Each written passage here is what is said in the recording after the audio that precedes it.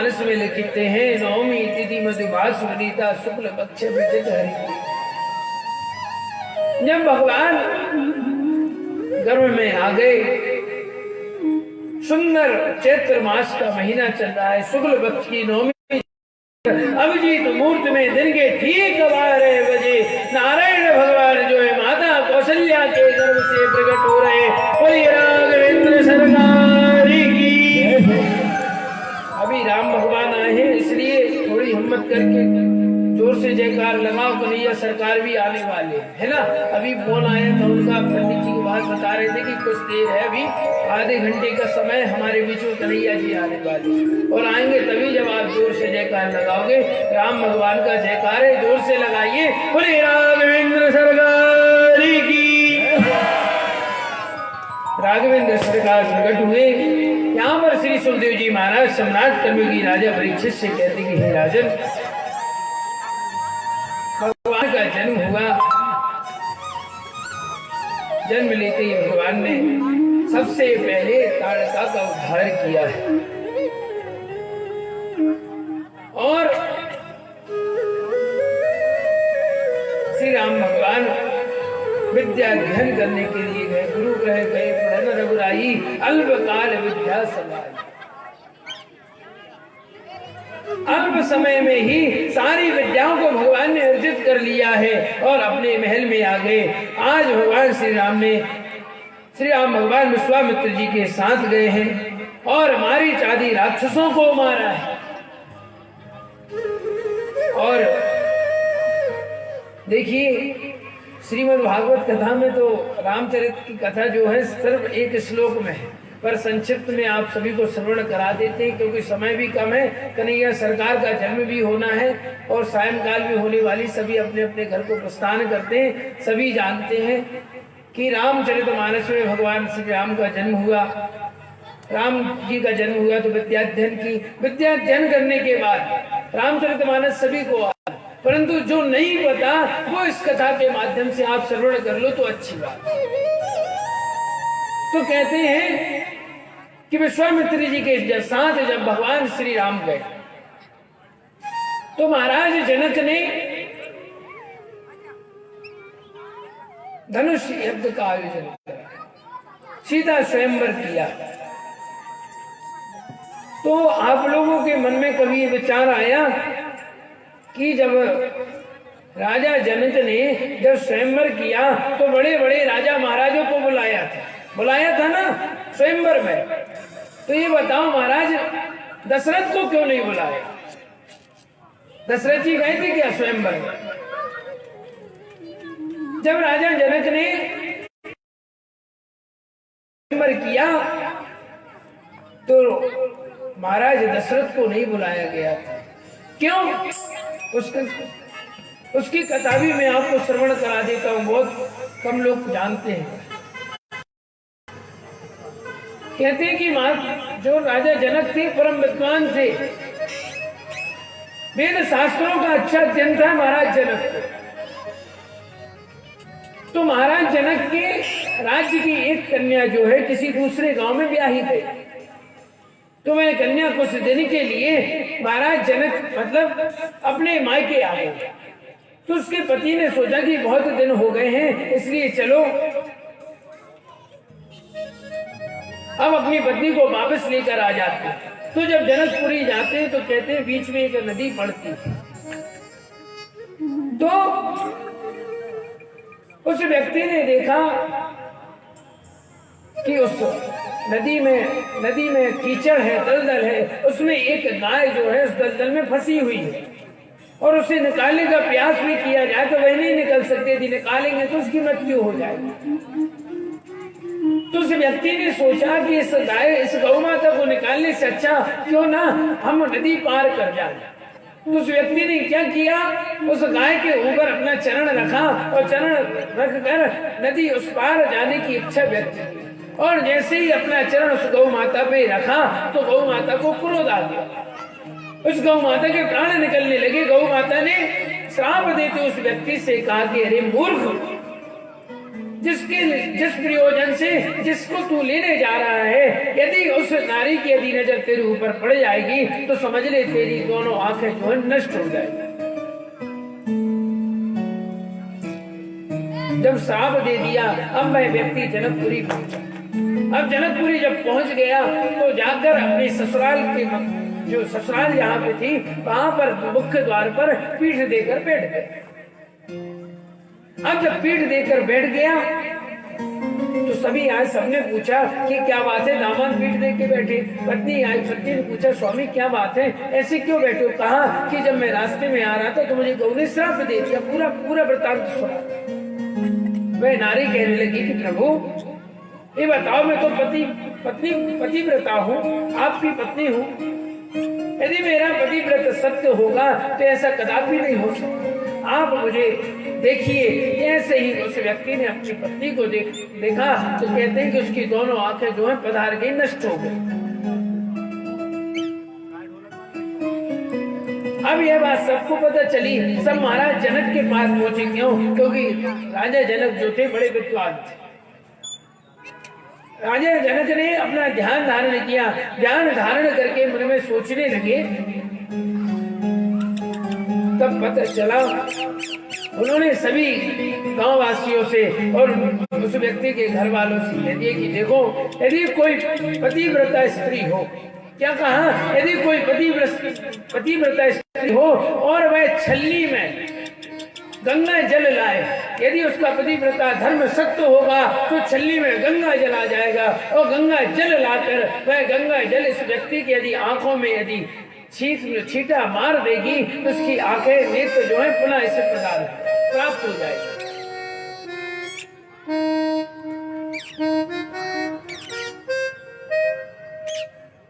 दूर दूर गांव में खबर फैल गई, यदि कोई पतिव्रता नारी हो तो वह यह कार्य कर सकती है। यह समाचार जो था महाराज दशरथ के यहाँ आया। दशरथ जी ने अपने तीनों रानियों को बुलाया और कहा कि हे देवी, मैं आपसे पूछना चाहता हूँ कि आपका पतिव्रता धर्म सत्य तो है? तीनों रानियां कहने लगी, प्रभु कैसी बात करते हो, हम लोग तो पतिव्रता धर्म का अनुसरण करने वाले। महाराज दशरथ ने पूर्ण वृत्तांत सुनाया तो कौशल्या देवी कहने लगी, महाराज मैं तो रानी हूँ, रानी होकर पतिव्रत धर्म का अनुसरण करती हूँ। आपके राज्य में अयोध्या नगरी में तो निम्न वर्ग की भी यदि कोई स्त्री है तो मैं भी पतिव्रता धर्म का अनुसरण करता हूँ। महाराज दशरथ ने परीक्षा लेने के लिए निम्न वर्ग की स्त्री को बुला लिया और कहा जाओ जनकपुरी में जाकर तुम्हारे पतिव्रत धर्म की परीक्षा होगी। वह स्त्री गई, गंगा जी में गई और गंगा देवी को प्रणाम करके कहा कि हे माता, यदि मेरा पतिव्रता धर्म यदि सत्य है तो आप इस छलनी में जो है आप पधार जाइए, अपना आसन ग्रहण कीजिए। और छलनी हाथ में लेकर एक डुबकी लगाई और गंगा जल को लेकर आ गई। इतना सा भी जल छलनी में से नीचे नहीं गया। क्यों? क्योंकि उस स्त्री का पतिव्रता धर्म जो था सत्य था। जल लेकर आई स्त्री और उसने तुरंत ही जल का छींटा जो है नेत्रों में जब मारा तो कहते हैं कि दोनों आंखें उसे प्राप्त हो गई, दोनों नेत्र प्राप्त हो गए। राजा जनक ने पूछा कि हे देवी, आप हो कौन? तो कहा महाराज मैं जाति की शूद्र हूं। राजा जनक ने सोचा कि बताओ महाराज, दशरथ के यहाँ निम्न वर्ग की स्त्री भी यदि पतिव्रता है तो बताओ कितना अच्छा राज्य होगा। जब माता सीता का स्वयंवर होने लगा, बड़े बड़े राजकुमारों को बुलाया गया, परंतु जनक जी महाराज ने सोचा कि यदि मैंने महाराज दशरथ को स्वयंवर में बुला लिया, हो सकता है उनके साथ यदि कोई निम्न वर्ग का व्यक्ति आ गया और उसने इस धनुष को तोड़ दिया तो हो सकता है मुझे अपनी कन्या का विवाह निम्न वर्ग की स्त्री से करना पड़ेगा। इसलिए महाराज दशरथ को मैं कदापि अपने माता सीता के स्वयंवर में निमंत्रित नहीं करूंगा। केवल इतना ही कारण था। बोलिए राघवेंद्र सरकार की।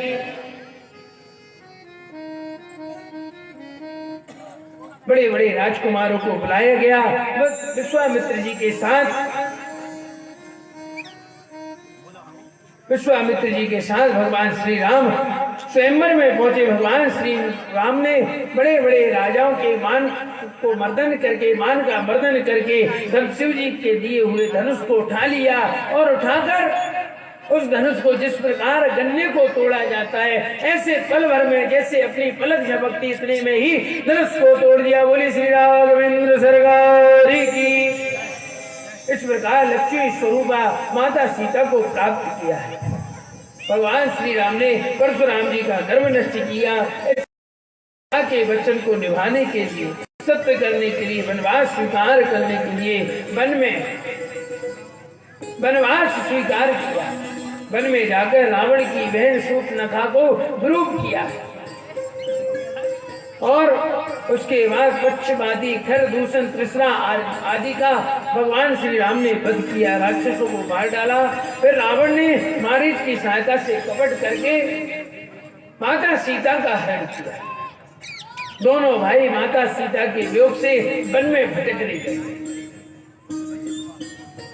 वहां जटायु से मिलाप हुआ और जटायु से समाचार जानकर उनका अंतिम संस्कार किया। जटायु सुग्रीव से मित्रता करके माली का वध किया तथा वानरों से अपनी प्राण प्रिया की खोज करवाई।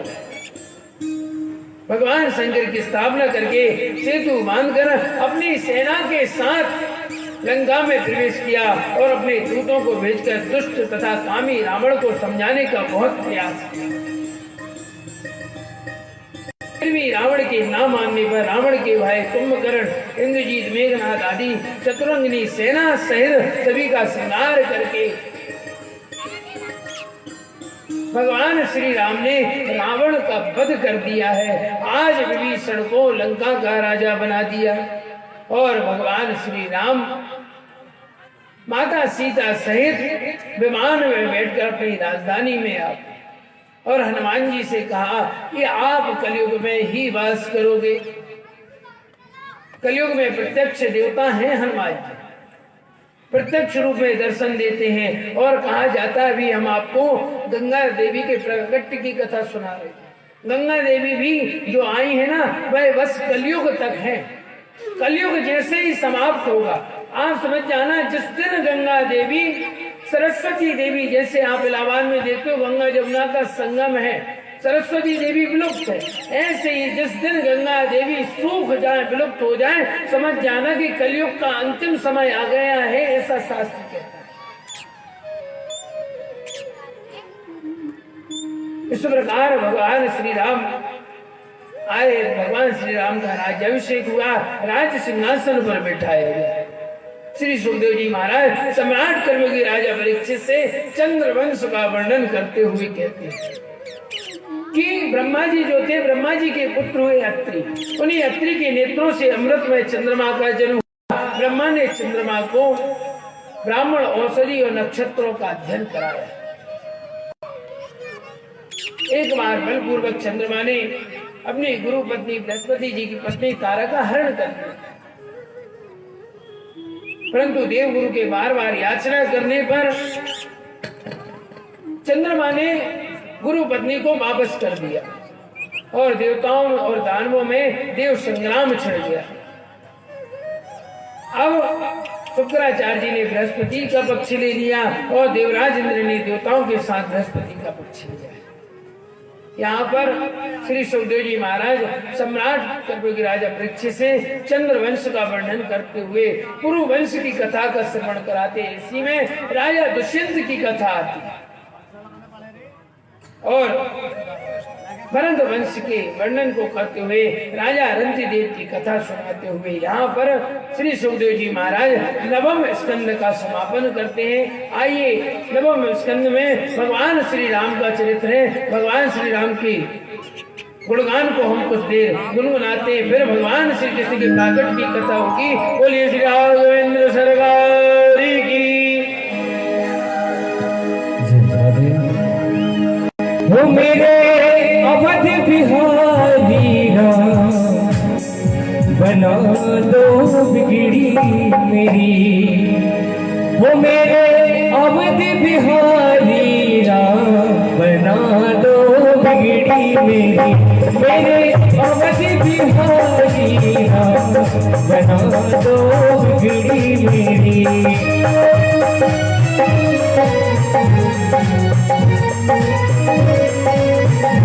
मेरे अवध बिहारी राम बना दो बिगड़ी मेरी, बिगड़ी मेरी राम बिगड़ी मेरी, बिगड़ी मेरी राम बिगड़ी मेरी, बिगड़ी मेरी राम बिगड़ी मेरी, बिगड़ी मेरी राम बिगड़ी मेरी।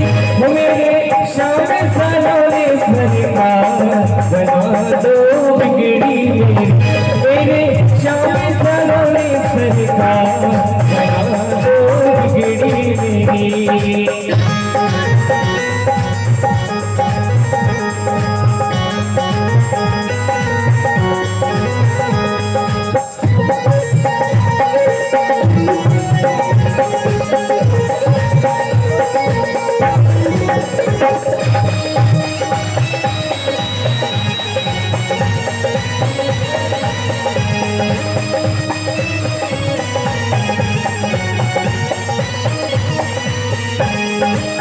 अर्जी मेरी है मर्जी तुम्हारी, वृंदावन के बाके बिहारी।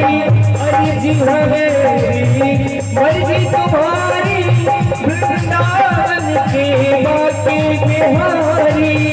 वो मेरे जीवन के आधार बना दो बिगड़ी मेरी, वो मेरे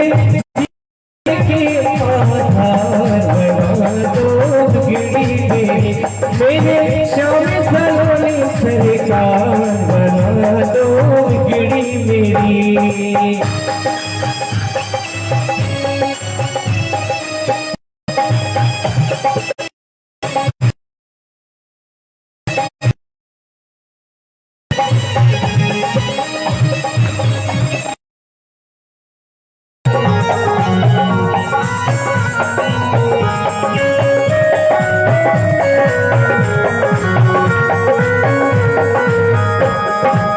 मुरली मनोहर नंदी के लाला, यशोदा मदनी को लाला। मुरली मनोहर नंदी के लाला, यशोदा मदनी को लाला।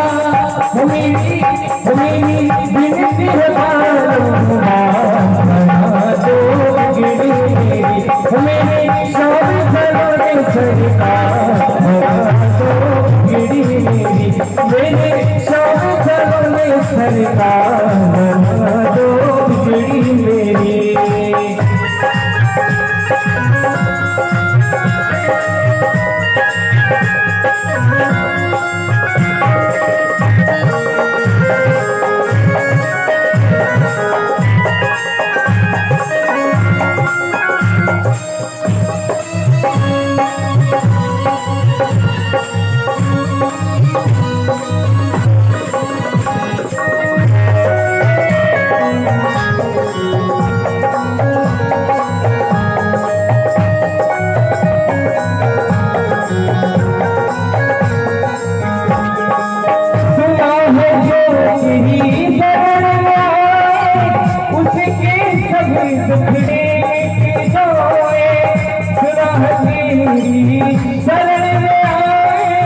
उसके सब दुखड़ी मिट जाए, इस सेवक से तुम प्यार बना दो बिगड़ी मेरी, मेरी विनती है बारंबार बना दो बिगड़ी मेरी, मेरे शाम सलोने सरकार बना दो बिगड़ी मेरी।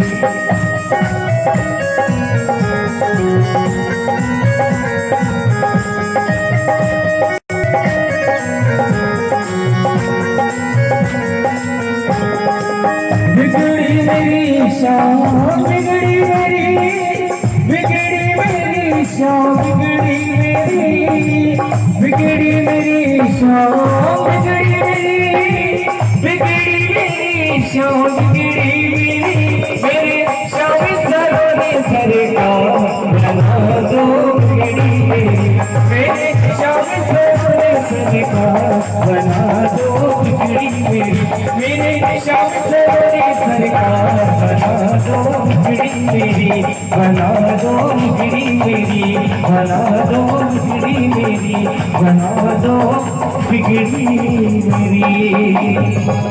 फुलवा के बिहारी लाल की जय जय श्री राधे, जय जय श्री राधे श्याम। बोली वृंदावन बिहारी लाल की जय। इस प्रकार श्री सुखदेव जी महाराज सम्राट कर्म की राजा परीक्षित से कहते कि हे राजन,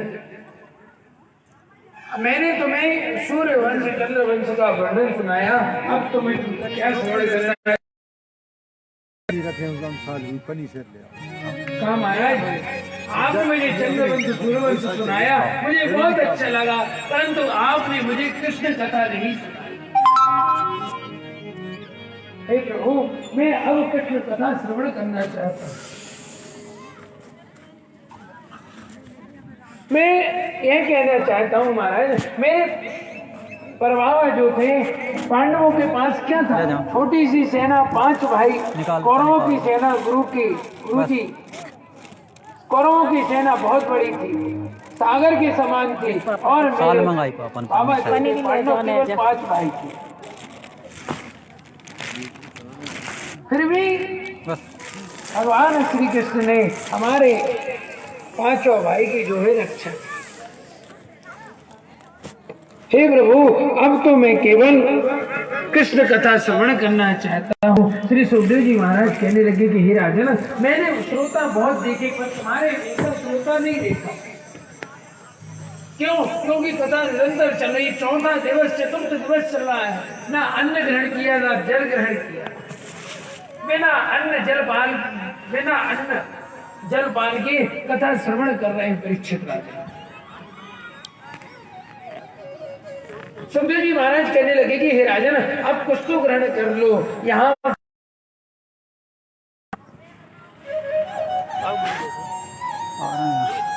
मैं केवल कृष्ण कथा श्रवण करना चाहता हूँ। आपके मुख से जो गोविंद की कथा का अमृतमयी रस बह रहा है, उस रस का अनुवादन करके मैं जो हूँ बहुत तृप्त हूँ। आप मुझे कथा श्रवण कराइए। एक आसन पर बैठकर श्री सुखदेव जी महाराज परीक्षित राजा को कथा सुना रहे, परीक्षित राजा भी एक आसन पर बैठकर कथा सुन रहे। श्री सुखदेव जी महाराज कहने लगे कि हे राजन, तुम्हारी नैष्ठिक बुद्धि वास्तविक की कथा में है, इसमें मुझे बड़ा आनंद है, इसलिए मैं तुम्हें विस्तार से सुनाऊंगा। इतना सुंदर विशेषण दिया श्री सुखदेव जी महाराज ने। हे राजन, पृथ्वी पर जब जाता है तो दुष्टों का बोलबाला होता है, दुष्ट बढ़ जाते हैं जब पृथ्वी पर पाप कर्म बढ़ता है, और जब पाप कर्म बढ़ जाता है, जब होई धर्म की हानि, बाढ़ई असुर अधम अभिमानी, तब धरि प्रभु विविध शरीरा, हरे कृपा निधि सज्जन। जब दुष्ट बढ़ जाते हैं तो भगवान विविध प्रकार के स्वरूप धारण करके उनको उद्धार करने के लिए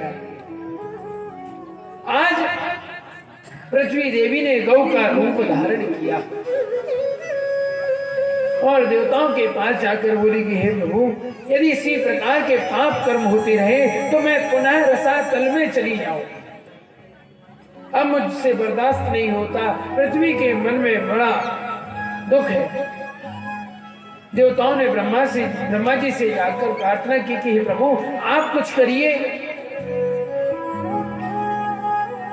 ब्रह्मा जी ने कहा कि देखो, मैं अभी भगवान से जाकर बात कर लेता हूँ, भगवान जो आज्ञा देंगे मैं आपको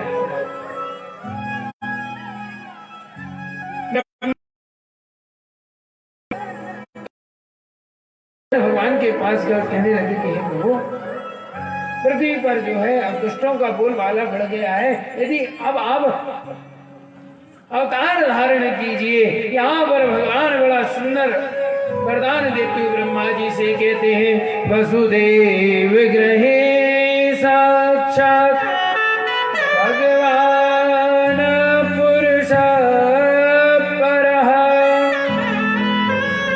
जनिष्यते तत्प्रियार्थ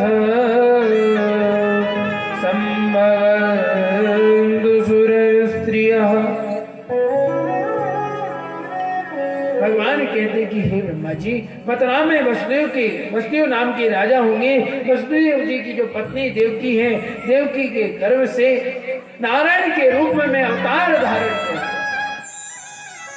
और गोकुल में नंदी जी की भार्या यशोदा जी है, उनके यहाँ योग माया का जन्म होगा और अदला बदली हो जाएगी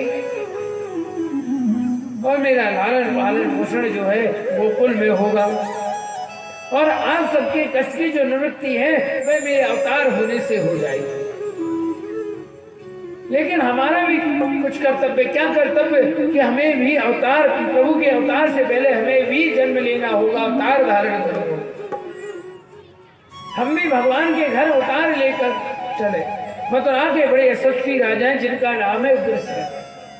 ऐसा वर्णन आता है कि उग्रसेन जी का कोई पुत्र नहीं था, बड़ी भारी तपस्या की, पुत्र कामेष्टि यज्ञ हुआ तो उग्रसेन की पत्नी जो थी गर्भवती हो।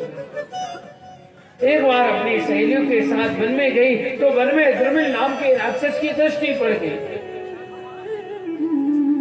तो दृष्टि पड़ने से जिस बालक ने जन्म लिया उसी बालक को हम कहते हैं कंस। ब्राह्मणों ने कहा महाराज, उग्रसेन जी से कह दिया कि जो बालक है आपके वंश को नष्ट करने वाला है। उग्रसेन जी ने तुरंत ही लता पता में बालक को लपेटा और जल में बहा दिया। सूरसेन जी तपस्या कर रहे थे। सूरसेन जी ने बालक को देखा और उस बालक को लेकर घर आ अपनी पत्नी से कहने लगी कि देखो, अब तक केवल हमारा पुत्र वासुदेव था, अब इस पुत्र को भी तुम रखो, इसका लालन पालन पोषण हम करेंगे। वसुदेव जी के साथ सूरसेन के यहाँ कंस जो है पल रहा है। उग्रसेन जी के 4 पुत्र और हुए कंस के बाद। रात्रि में ही नारद जी जो है कंस से सत्य बताकर चले गए कि तुम्हारे पिता जो है उग्रसेन है, सूरसेन नहीं। तो रात्रि में ही कंस जो है सूरसेन जी के यहाँ से उग्रसेन के यहाँ पहुंचा और फिर उन्होंने मन में विचार किया कि अब मुझे तपस्या करना चाहिए। तो तपस्या करने के लिए कैलाश पर्वत पर गए और वहां पर शिव को प्रसन्न करके वरदान प्राप्त कर लिया। भगवान शिव ने अपना एक धनुष दे दिया और कहा कि हे कंस, ये मैं तुम्हें धनुष देता हूं, छोड़ेगा वो तुम्हें नहीं छोड़ेगा, तुम्हारा उद्धार कर देगा। धनुष लेकर कंस जो है अपने गृह में महल में आ गए। यहाँ पर अगासुर, बगासुर, व्योमासुर, धेनुकासुर इत्यादि राक्षस जो हैं कंस की समिति में आ गए, कंस के साथ रहने लगे और मथुरा पर जाकर चढ़ाई कर दी, एकदम विध्वंस किया। कंस कहता अरे कंस कहने लगा, अरे क्या यज्ञ करते हो, करना ही है तो कंस महायज्ञ करो, यदि आहुति भी देते हो कंसाय स्वाहा की आहुति दो। यज्ञ विध्वंस कर दिया। कंस के मन में भाव आया कि मेरी जो चचेरी बहन है उसका विवाह कर दिया जाए, तो वसुदेव जी के साथ विवाह तय कर दिया। आज वसुदेव जी के साथ देवकी का विवाह हो रहा है, धूमधाम से भाव हुआ। कंस ने बहुत दहेज दिया, लेकिन कंस जैसी वसुदेव देवकी को छोड़ने के लिए अपने घर से निकला तो मार्ग में ही एक आकाशवाणी हुई, पथि गृणम कंसम भाष्या शरीरे वाष्टमो गर्भो अंधाय में से बुधा। आकाशवाणी हुई, अरे कंस, जिस बहन देवकी को तू छोड़ने जा रहा है, इस देवकी के गर्भ का 8वां गर्भ जो है तेरा काल होगा। जैसे ही आकाशवाणी सुनी कंस को क्रोध आ गया, तुरंत ही अपनी तलवार निकाली और अपनी बहन देवकी के बाल पकड़कर रथ से खींचने लगा। कहने लगा कि मैं अपनी बहन को ही नहीं छोड़ूंगा, जब बहन नहीं रहेगी तो 8वां गर्भ कहां से। वसुदेव जी ने कहा कि देखो भैया, तुम्हें अपनी बहन से तो कोई डर भय नहीं है, तुम्हें भय 8वां गर्भ से। जब 8वां गर्भ होगा वह मैं तुम्हें दे। ऐसा कहकर वसुदेव जी ने अपनी पत्नी की रक्षा की। वास्तव में सच्चा पति वही है जो संकट में अपनी पत्नी की रक्षा करे। तो वही कार्य वसुदेव जी कहते हैं कि अपने घर जब जाने लगे तो कंस के मन में भाव आया, ऐसा भागवत जी कहते हैं कि इन्हें कारावास में डाल दिया जाए। परंतु श्रीमद देवी भागवत के अनुसार कहते हैं कि जब तक 6 पुत्र हुए तब तक कंस ने वसुदेव देवकी को कारावास में नहीं डाला। जब 7वां पुत्र संकर्षण कर दिया गया, माता रोहिणी के घर में प्रविष्ट कर दिया गया, तब कंस अपने मन में गुमान हुआ, सोचने लगा कि अब ऐसा न हो कि अष्टम गर्भ भी, क्योंकि कंस से तो एक कह देता ना कि सप्तम गर्भ जो है नष्ट हो गया, ऐसा न हो कि अष्टम गर्भ जन्म ले ले और कहीं चला जाए और ये झूठ बोल जाए। तो सप्तम गर्भ जब आया है तो ने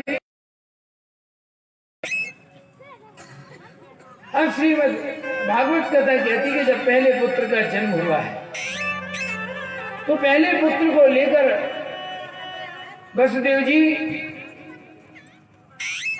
कंस महाराज के यहाँ गए। तो कंस ने कहा कि देखो, मुझे तो अष्टम गर्भ से भय है, प्रथम गर्भ से भय नहीं, ले जाओ। नारद जी आ गए। नारद जी ने बुद्धि को विस्मृत कर दिया, अपने हाथ में कमल पुष्प लिया और कहने लगे, महाराज एक काम करो, इस कमल पुष्प में जितने भी दल, जितनी पंखुड़ी, इनको गिनो।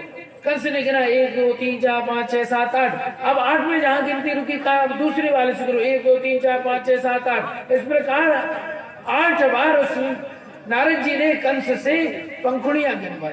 तो देखा कि हर पंखुड़ी में जो 8वां अंक था, हर पंखुड़ी में आया। तो नारद जी ने कहा कि देखो महाराज, इसलिए आप एक काम करो, उस बालक को छोड़ो मत। तो कंस ने बुलाया, उस बालक को मार दिया। पहले बालक को मारा, दूसरे बालक को मारा है, तीसरे बालक को मारा। तो इस प्रकार महारानी देवकी के गर्भ में जब 7वां बालक आया तो नारायण के मन में बड़ी चिंता हुई। सोचने लगे कि माता देवकी के गर्भ में जो बालक है 7वां, वह साक्षात लक्ष्मण जी है। और कंस बालकों के जन्म लेते ही मारने चला आता है, इसलिए क्या करें, योग माया को बुलाया और योग माया को आज्ञा दी कि इस गर्भ का संकर्षण कर दो। एक गर्भ से दूसरे गर्भ में स्थापित कर दिया 7वें बार, और कह दिया कंस से, महाराज की नष्ट हो गया।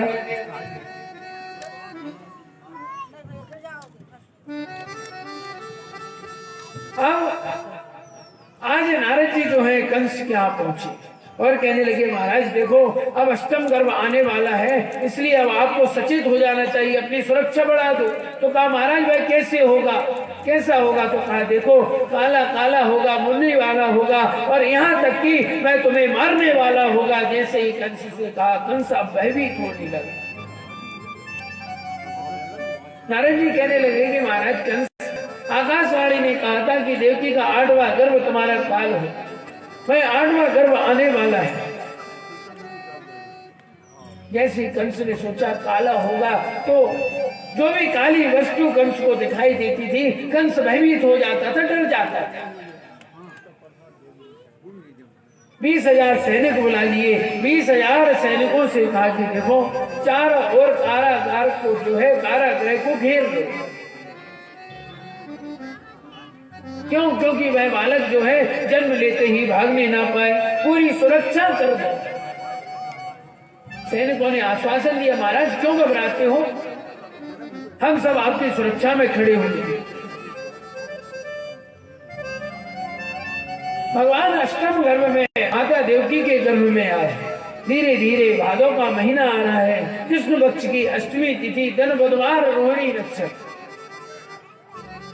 और रात के ठीक 12 बजे, ठीक 11:15 बजे। और योग माया ने ब्रह्मा से कहा कि हे प्रभु, पूरे ब्रज मंडल की कमान जो है आज मेरे हाथ में दे दीजिए। योग माया ने अपने हाथ में ब्रज मंडल की कमान ले ली अब देवताओं ने सोचा कि प्रभु का अवतार होने वाला है, ऐसा ना हो गर्भ से प्रकट होने के बाद भगवान भूल जाए। क्यों? क्योंकि भगवान का मूल उद्देश्य क्या है जन्म लेने का, कि इस पृथ्वी पर जो दुष्टों का बोलबाला बढ़ गया है उनका उद्धार करना। इसलिए यहाँ पर सभी देवतागण आकाश मंडल से भगवान नारायण की सुंदर स्तुति करते हैं, जिसे हम गर्भ स्तुति कहते हैं। आइए हम सभी भगवान की स्तुति करते हैं। उसके पश्चात भगवान का प्रागट्य होगा। कुछ ही क्षण की बधाई लेकर ही आप जाइए। आज हमारे देखो तीनों यजमान बसदेव जी बने हुए हैं, तो आज ये सब यहाँ बधाई लुटाने वाले हैं। इतनी पावन कथा चल रही, सब लोग बधाई लेकर जाना है ना, भगवान के प्रकट की बधाई। क्योंकि दूसरों के जन्म के लड्डू तो खूब खाते हो, भगवान के जन्म के खाओ, है ना। आइए हम भगवान की गर्भ स्तुति करते हुए आनंद गंध भगवान की जय। स्वागतम कृष्ण सुस्वागतम कृष्ण, स्वागतम कृष्ण सुस्वागतम कृष्ण, स्वागतम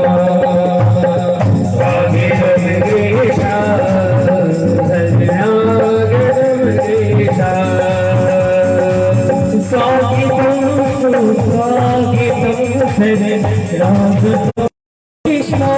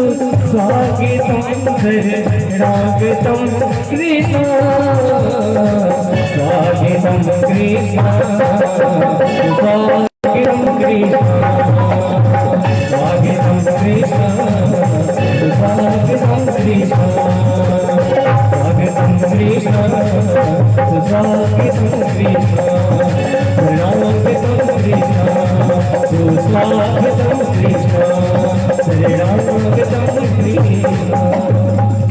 बोली वृंदावन बिहारी लाल की। इस प्रकार देवता गण जो हैं आकाश मंडल से स्तुति करते हुए कहते हैं कि हे प्रभु, जिस प्रयोजन से आपका प्राकट हो रहा है आप उसे भूलिएगा मत। सत्य सत्य कहते हुए सभी भगवान की स्तुति करते हैं। आज कंस महाराज ने बड़ी सुरक्षा व्यवस्था की है। सारी सुरक्षा है। धीरे धीरे भादों का महीना आ रहा है। कृष्ण पक्ष की अष्टमी तिथि को बुधवार के दिन ठीक रोहिणी नक्षत्र में रात्रि के ठीक 12 बजे जब योग माया ने अपने हाथ में कमान ले ली तो भगवान श्री कृष्ण ने मन में विचार किया कि देखो, मैं माता देवकी के गर्भ से मैंने जन्म लिया तो इसलिए वह पुण्यात्मा है, और माता यशोदा मेरा लालन पालन पोषण करेंगी इसलिए वह पुण्यात्मा है। परंतु माता रोहिणी तो इसलिए मेरा जन्म जब होगा तो मैं रोहिणी नक्षत्र में जन्म लूंगा। तो भगवान ने रोहिणी नक्षत्र में जन्म लिया है। तो अष्टमी तिथि के ठीक 12 बजे माता देवकी का कारागृह आज जो है मंदिर के समान बन गया। कारागृह में प्रकाश हो रहा है। पूरे ब्रजमंडल में सन्नाटा छा गया। सब लोग जो है योग माया के द्वारा गहरी नींद में सो गए। और आज मेरे कारागृह में ठीक 12 बजे रात्रि में गोपाल भगवान का प्रागट हुआ। बोलिए बाल कृष्ण लाल की।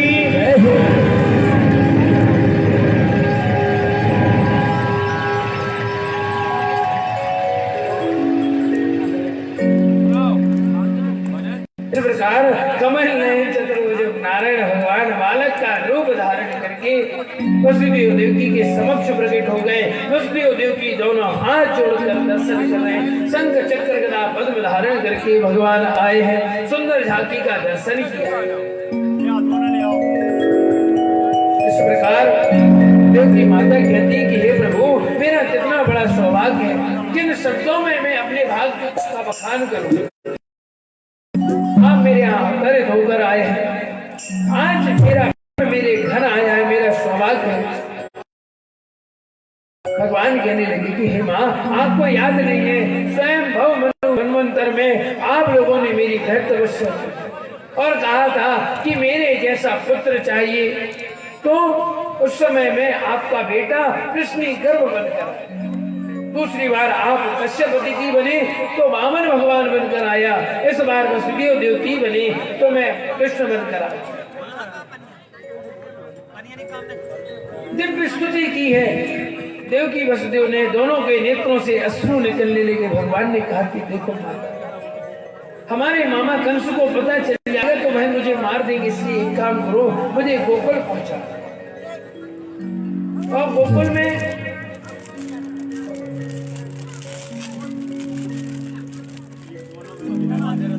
में योग माया ने जन्म ले लिया है। नंद बाबा के यहाँ उस योग माया को लिया। तो कहते हैं जब योग माया ने कमान अपने हाथ में ले ली तो सारे पहरेदार सो गए और भगवान श्री कृष्ण को आज वसुदेव जी ने एक छीके में, बांस के छीके में रखा और जब अपने मस्तिष्क पर धारण किया तो कहते हैं जैसे ही वसुदेव जी ने अपने मस्तिष्क पर भगवान श्री कृष्ण को बैठाया है तो बेड़ियां खुल गई, सारे बंधन खुल गए और जैसे जैसे महल के बाहर जाते जा रहे हैं, महल के ताले खुलते जा रहे हैं और दरवाजे खुलते जा रहे हैं। वसुदेव जी जो है आज कारागृह से बाहर निकले और जैसे ही बाहर निकले घनघोर बारिश हो रही, वर्षा होने लगी। इंद्रदेव प्रसन्न हो गए। अब जब जाने लगे तो बीच में यमुना जी इतनी वृष्टि हुई, वसुदेव जी जो है चले जा रहे हैं। नागराज ने सोचा कि मेरे प्रभु के ऊपर जल आ जाएगा। नागराज जो है छाया बनाकर बैठे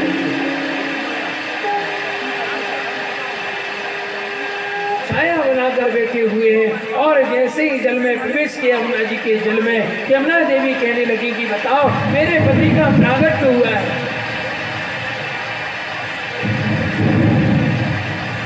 मेरे पति का प्रागट्य हुआ है और मैं उनके चरण स्पर्श ना करूं, चरण बंदन ना करूं, ये कैसे हो सकता है। यमुना जी का जल जो है अथाह हो गया, उफान पर आ गया, इतना उफान पर आया कि वसुदेव जी जो है डूब गए। भगवान श्री कृष्ण कहने लगे कि हे यमुना देवी, यदि आप अपना जल प्रताप और बढ़ाओगी तो मेरे बाबा तो डूब जाएंगे। इसलिए भगवान श्री कृष्ण ने अपना चरण जो है छीके से बाहर कर दिया और बाहर करते ही यमुना जी को भगवान श्री कृष्ण के चरण का स्पर्श हुआ। जैसे ही स्पर्श हुआ है तो यमुना जी का जो जल प्रपात था शांत हो गया। वसुदेव जी नंद बाबा के यहाँ पहुंचे, देखा तो माता यशोदा जो है सोई हुई थी, बाजू में एक कन्या है, कन्या को उठाया, योग माया को उठाकर अपने बालक को वहीं पर छोड़कर आ और योग माया को लेकर साथ में चले आ रहे हैं। जैसे ही कारागृह में आए तो अंदर चलते जा रहे हैं, जैसे ही अंदर जाते हैं तो एक एक दरवाजा बंद हो रहा है और ताले लगते जा रहे हैं। जैसे ही माता देवकी के पास पहुंचे तो कहते हैं कि सारे बंधन में बंध गए, बेड़ियां बन गई और ताले जो थे लग गए और पहरेदार जो सोए हुए थे वह जाग गए। तो कहने का तात्पर्य परमात्मा की शरण में आता है, परमात्मा का आश्रय ले लेता है तो सांसारिक जो बंधन है वह छूट जाता है। और जब जीव योग माया रूपी माया को धारण करता है तो माया उसे अपने बंधन में बांध लेती। ठीक वसुदेव जी के साथ वैसे ही हुआ, जब नारायण भगवान का आश्रय प्राप्त हुआ तो बंधन खुल गए और जब योग माया को लेकर आए तो बंधन बंध गए। आज नंद बाबा के यहाँ लाला हुआ है। अब कथा तो बहुत है, आगे बढ़ जाएगी, इस कथा को यहीं पर विश्राम में, रात्रि हो रही है, ठंड का समय है।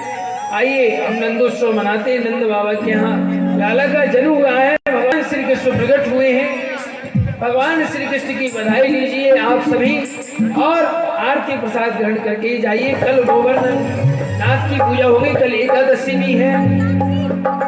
श्री नाथ गोवर्धन जी को 56 भोग भी लगेगा। आप सभी अधिक से अधिक संख्या में ठीक 2 बजे पधारें और आइए भगवान श्री कृष्ण के नंदोत्सव में सम्मिलित होते। बोलिए बाल कृष्ण लाल की जय, नंद के लाला की जय, नाम हरि लाल की जय, श्री भैया सभी श्रोतागण की ओर से हमारे यजमानों को बधाई हो, क्योंकि उनके यहाँ लाला हुआ है ना, तीनों यजमानों के यहाँ लाला हुआ है, इसलिए अभी वो भी नृत्य करेंगे, है ना। यहाँ पर आप सभी नृत्य में सम्मिलित हो, बधाई को प्रस्थान करेंगे, में सम्मिलित हो। आनंद भोज कन्हैया लाल की, आनंद भोज कन्हैया लाल की, आनंद भोज कन्हैया लाल की, आनंद भोज कन्हैया लाल की।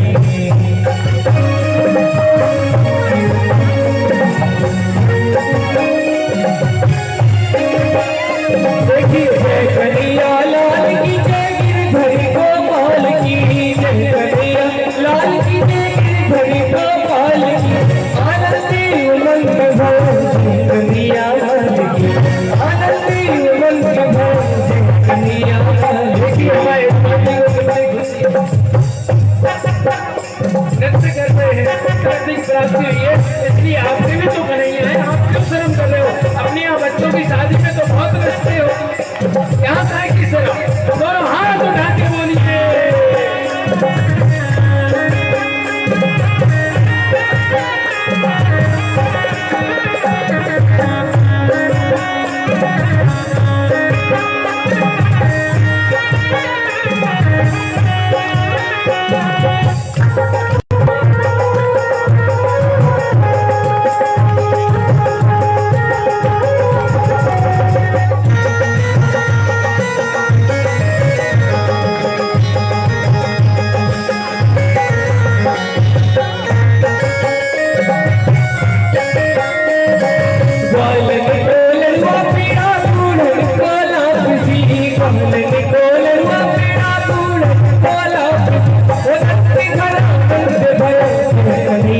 लाल की, नंद के आनंद भयो जय कन्हैया लाल की, नंद के आनंद भयो जय कन्हैया लाल की।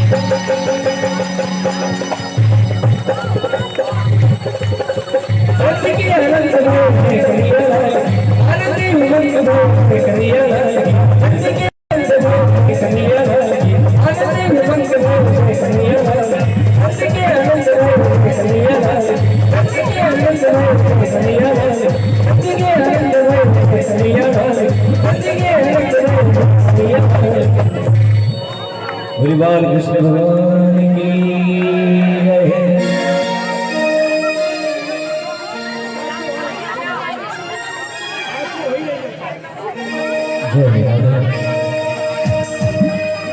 देखिए आज भगवान का जन्म हुआ तो मैं चाहूंगा कि सभी बढ़िया मस्ती में झूमते हुए सभी जन्मोत्सव का आनंद उठाएंगे और नाचने के दो फायदे हैं तो भगवान के दरबार पे नाचना हो जाएगा।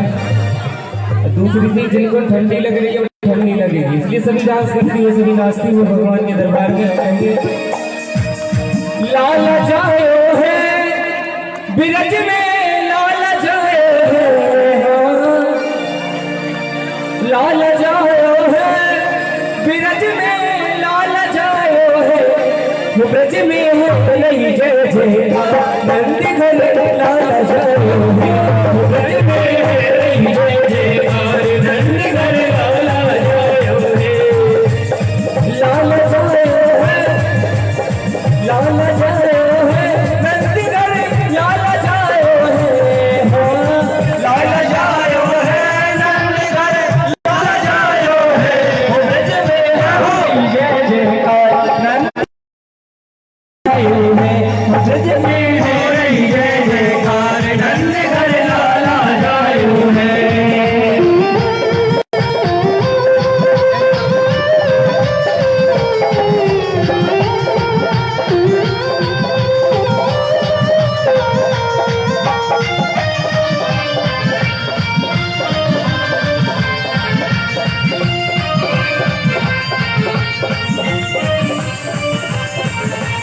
मुझके यूं नंद घर आए मुझके यूं नंद घर आए वजदाल सब खुशी मनावे वजदाल सब हिल मिल गावे ब्रह्मानंद सवारे आज सुख सबने पाए हाँ ब्रह्मानंद सवारे आज सुख सबने पाए ब्रज में नहीं जय जयकार नंद घर लाल जाओ है ब्रज में नहीं जय जयकार नंद घर लाल जाओ है।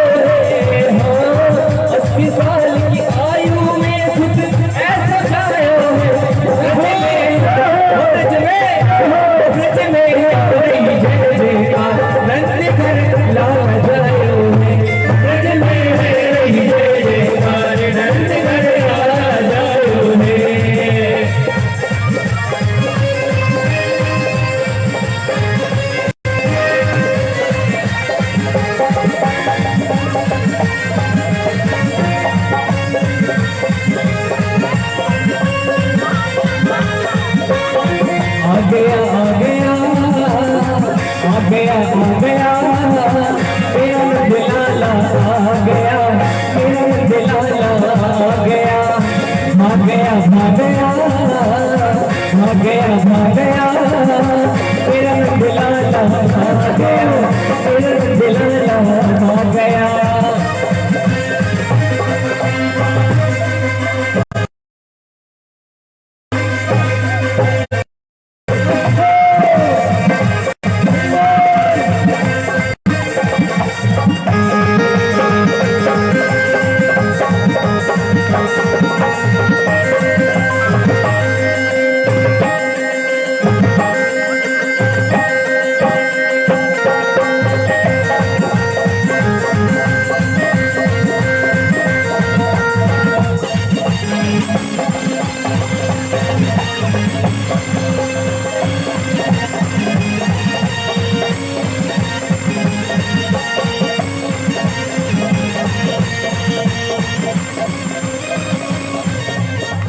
देखिए कन्हैया सरकार राजमान परिवार पहले आकर कन्हैया जी का पूजन करें और जो भी लाला का दर्शन करना चाहते एक एक दो दो चार चार करके यहाँ जाइए। नाचने वालों का डिपार्टमेंट थोड़ा यहाँ ले आओ, है ना, इस तरह को जाओ, है ना, ठीक। यहाँ आपका पूजन भी होता रहेगा और यहाँ नृत्य भी होगा, ठीक है। हम आप सभी यहाँ नृत्य करेंगे। हमारी पार्टी में जाओ, इधर कोई नहीं नाचे, इधर आओ, सब लोग जल्दी आओ, है ना, जल्दी आ जाओ। चलो भैया, हाँ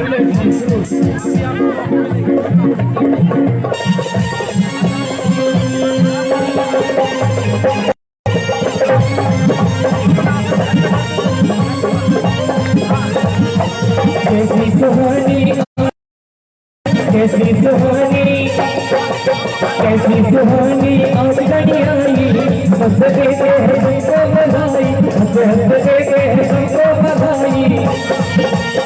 भाग गया भाग गया भाग गया भाग गया मेरा दिलाला भाग गया मेरा दिलाला भाग गया मेरा दिलाला भाग गया मेरा दिलाला भाग गया।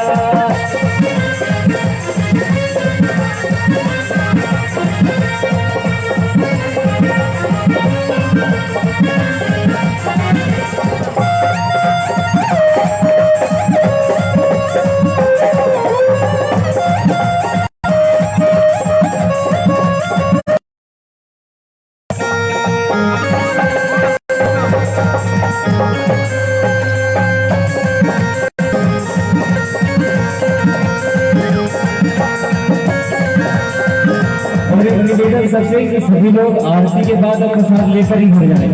सभी से निवेदन है कि 10 मिनट और 10 मिनट और उत्सव, उसके बाद आरती होगी तो सभी प्रसाद लेते हुए घर जाएंगे। गोकुल की नगरी में आनंद छाया गोकुल की नगरी में गोकुल की नगरी में आनंद छाया माता यशोदा ने कृष्ण को पाया माता यशोदा ने कृष्ण को पाया। भाग गया भाग गया भाग गया भाग गया मेरा दिलाला भाग गया मेरा दिलाला भाग गया भाग गया भाग गया भाग गया मेरा दिलाला भाग गया मेरा दिलाला भाग गया।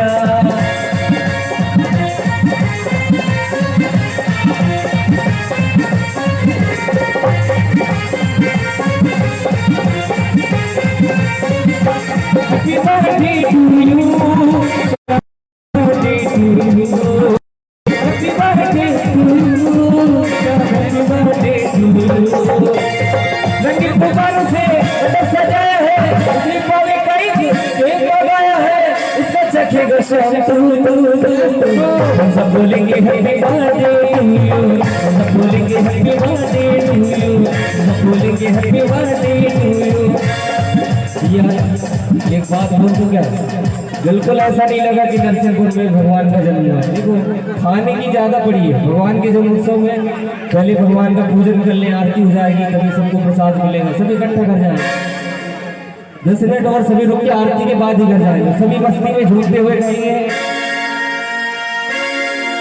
एक बरस हुआ पूरा इंतजार का जन्मदिन मदन मुरार का जन्मदिन मदन मुरार का। एक बरस हुआ पूरा इंतजार का जन्मदिन मदन मुरार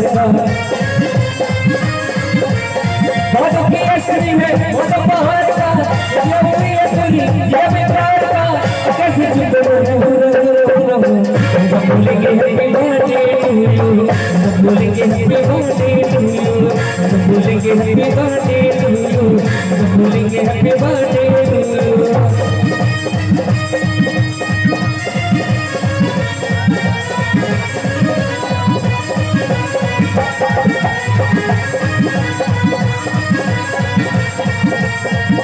नंद के किला में बच रही आज बधाई, नंद के किला में बच रही आज बधाई। 100 बार बधाई लो, 100 बार बधाई लो, 100 बार बधाई। नंद के किला में बच रही आज बधाई, नंद के किला में बच रही आज बधाई।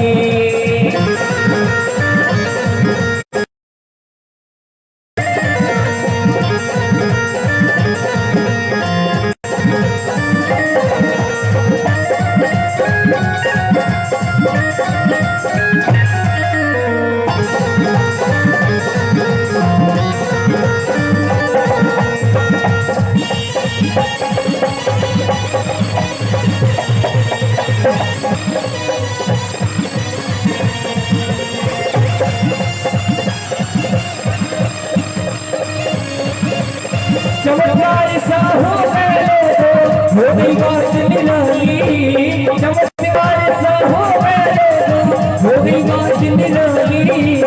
एक रात में नंद बाबा की दाढ़ी हो गई बंद, नंद के किला में बच रही आज बधाई, नंद के किला में बच रही आज बधाई।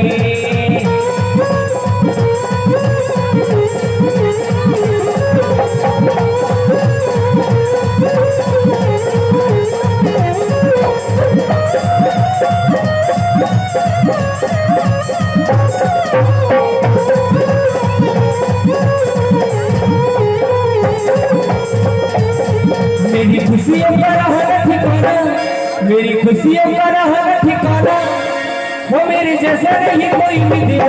हमारे घर शाम आए हैं, हमारे घर शाम आए हैं, हमारे घर शाम आए हैं, हमारे घर शाम आए हैं।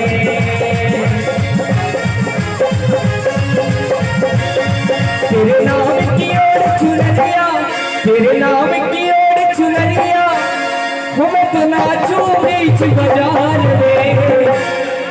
वैसी हालत हो गई मेरी सावरिया के प्यार में, ऐसी हालत हो गई मेरी सावरिया के प्यार में। तेरे नाम की ओर चुनरिया, तेरे नाम की ओर चुनरिया, मैं तो नाचूं बीच बाजार में। ऐसी हालत हालत हालत हो गई मेरी सावरिया के प्यार में, ऐसी हालत हो गई मेरी सावरिया के प्यार में।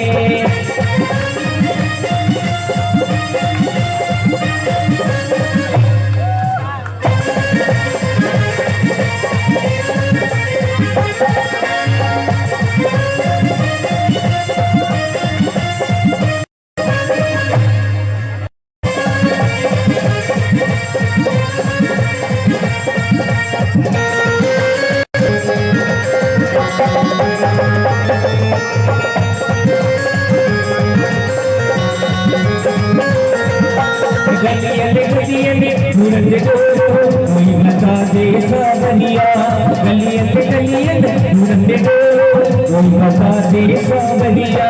कहाँ छुप गया लेकर के दिल तो हो गई बावरिया, कहाँ छुप गया लेकर के दिल मैं तो हो गई बावरिया। केवल चैन मिले इस दिल को, केवल चैन मिले इस दिल को, बस तेरे दीदार में। ऐसी हालत हो गई मेरी सावरिया के प्यार में, ऐसी हालत हो गई मेरी सावरिया के प्यार में।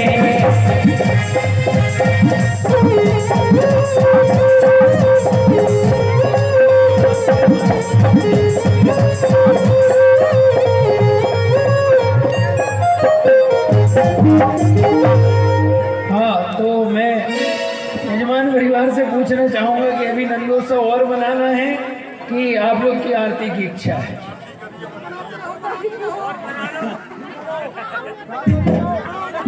ये शर्मा जी और राजू जी और शर्मा जी बताओ जल्दी जल्दी। और होना है, चलो ये और कर साथ में आकर। हाँ, यजमान लोग भी जो परिवार सहित तीनों बने यहाँ बीच में नृत्य करेंगे तब नंदोत्सव होगा। हमारे सामने करो आप लोग, है ना? आ जाओ जल्दी सामने, 6 लोग खड़े हो जाओ और जो सुबह बने थे वो भी आ जाओ। बधिया बाजे आगे न में बधिया बाजे, बधिया बाजे आगे न में बधिया बाजे, आगे न में आगे लावे हो, आगे लावे, आगे लावे हो, आगे लावे बधिया बाजे, आगे लावे बधिया बाजे, आगे लावे बधिया बाजे, आगे लावे।